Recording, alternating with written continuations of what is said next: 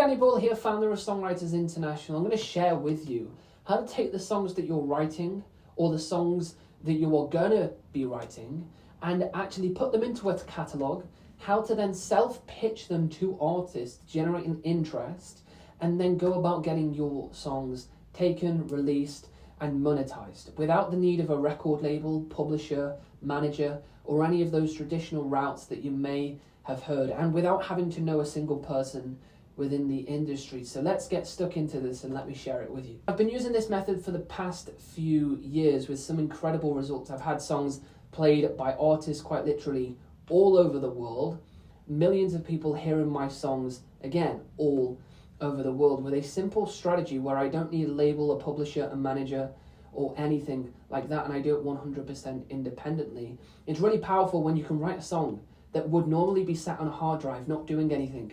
Know that you have a process to pitch it and actually go about getting it monetized. So let's share this stuff with you. Fundamentally, what we are doing is we're taking our music that we are writing and not needing a publisher, someone to offer us opportunity. We are finding the opportunity ourselves, and we are self-pitching these songs.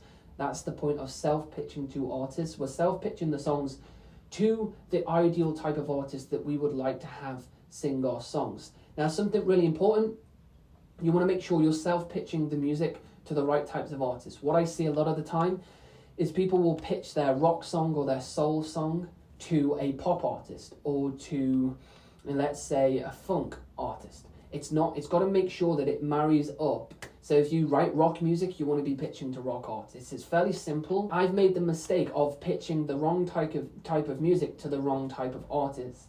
And a lot of the time you won't receive responses because you haven't taken the time to make sure it's the right fit. So the first thing we must do is take the songs that we truly believe in, the songs that we think are our absolute best, our golden nuggets.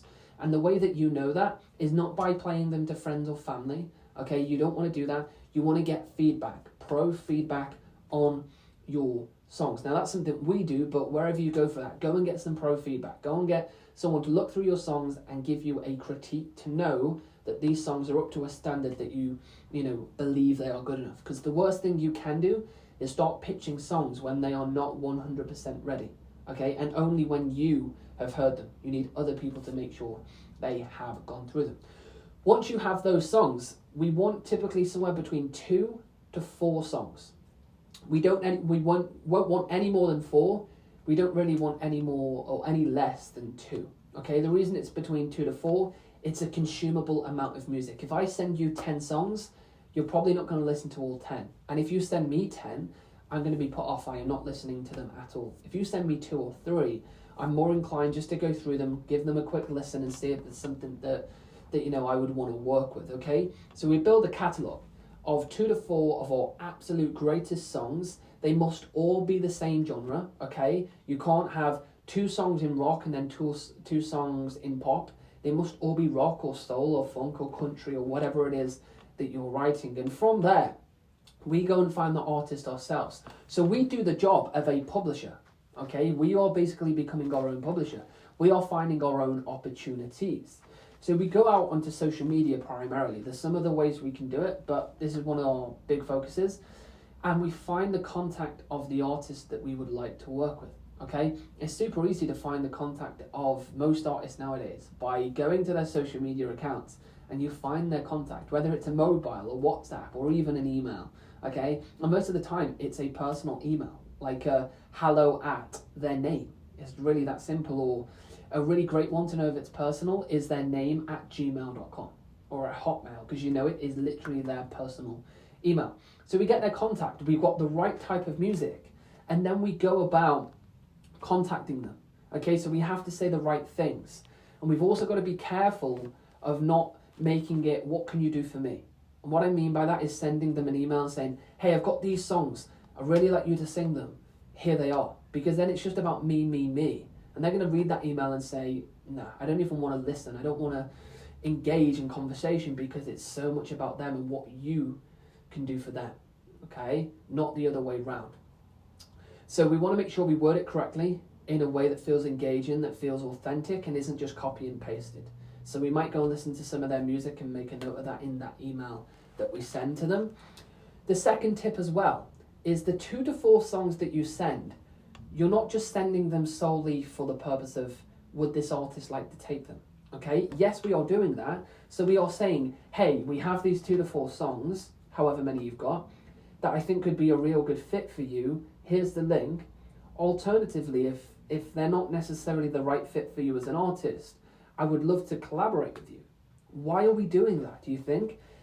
Because we are getting 2 shots now. We're not just saying, would you like to take one of these songs? And if they say no, then we're done. Because there is artists out there that like to write their own music, okay? So at least if you say then, alternatively or something like that, if this type of music that I've written isn't the perfect fit for you and you would like to collaborate, I would love to connect with you, right? So then you can go into a writing session with them and write with them. Write on a song that they specifically want. And those 2 to 4 songs that you sent have acted as an entry point. So they have acted as songs to get you in a conversation with them to start collaborating. Okay, so that's how we actually contact them. We don't just contact to solely pitch the song. We are going about pitching the songs, but also pitching ourselves for collaboration session. And a big mistake that I want you to stay away from doing, and I see this a lot of people coming to us with this particular scenario, where you write a song specific for an artist out there in the world. So you write one song that is so specific to one artist, you don't know who they are, you don't have any connection to them, they haven't even asked for the song, and then you want to try and use this method to do it. It's not going to work.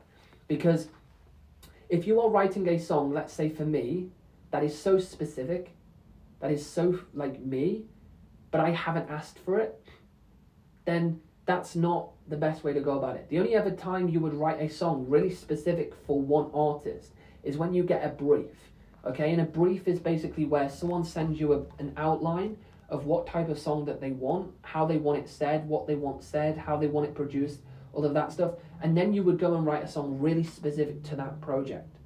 But what you don't want to do is write songs so specific to an artist before they've even asked for the songs. Let's say you're a pop songwriter and you want to pitch to pop artists, then the way that you would go about it, simply, is writing 4, 3, 2 general songs around pop.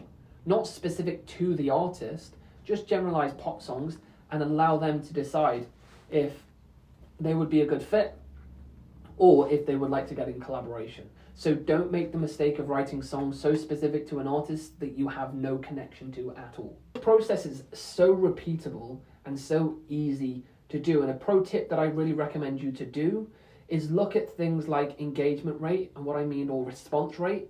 So have a look how many responses that you're getting back. So if you sent 100 emails out and you're getting 5 replies, then it's a pretty low percentage rate, okay, of responses. So look at why. What might be the problem? Is it the email? Is it the headline? Is it how you're contacting them? On the other side, if you're getting a 40, 50, 60% response rate, well, that's a positive. Keep doing what you're doing.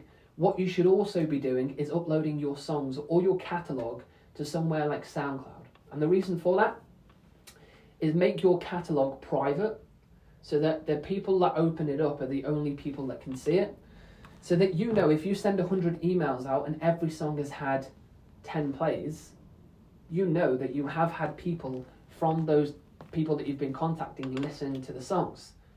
In the same scenario, if you sent out 100 emails, let's suppose, and you've uploaded your songs to SoundCloud and your catalogue, and you look back and you've had 50 plays, then you know there's been a lot of people listening. Did anyone respond back to you? And if not, then that means to me that the songs probably are not good enough. Because if they were good enough, you would have got responses back. You will get people wanting to work with you. And I always say the song is the gold. And what I mean by that is you can have the greatest email. You can say the greatest thing. You can have the greatest look. You know, your best friend could be the biggest artist in the world. But if your songs are not good enough and they are not up to a standard that would be expected of the artist that you're pitching to, I guarantee you're never going to get any response. So that's why we need to make sure the songs are up to the standard that they should be expected to be. And that is the process at a 10,000 foot view